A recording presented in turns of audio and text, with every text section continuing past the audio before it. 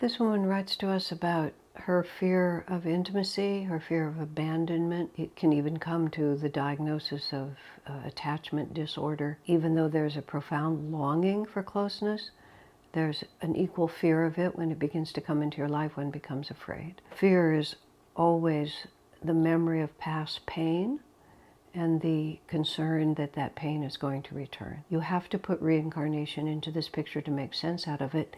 If you put reincarnation into the picture, it makes perfect sense. I mean, look around us. Look how many tragic situations we see in which a person opens their heart and then death, war, or just human betrayal comes into it. The thing you have to understand, and again, reincarnation is necessary, this is a confusion of time.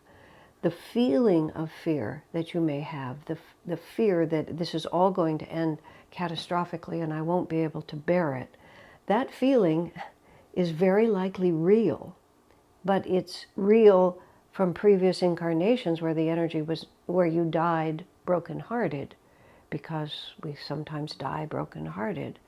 And so that feeling that you have is absolutely real. The problem is it is not related to anything that's happening in the present moment.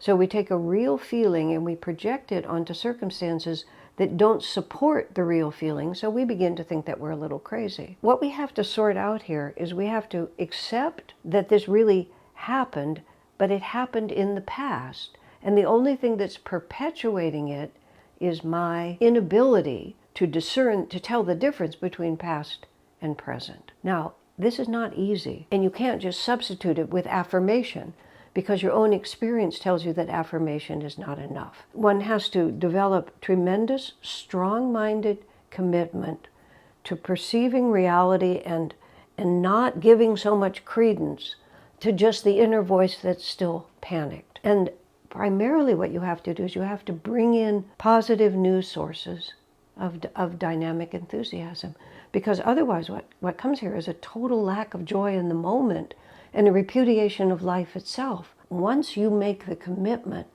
to live more dynamically for what actually is, you'll be amazed how powerfully the universe can support you in your new direction.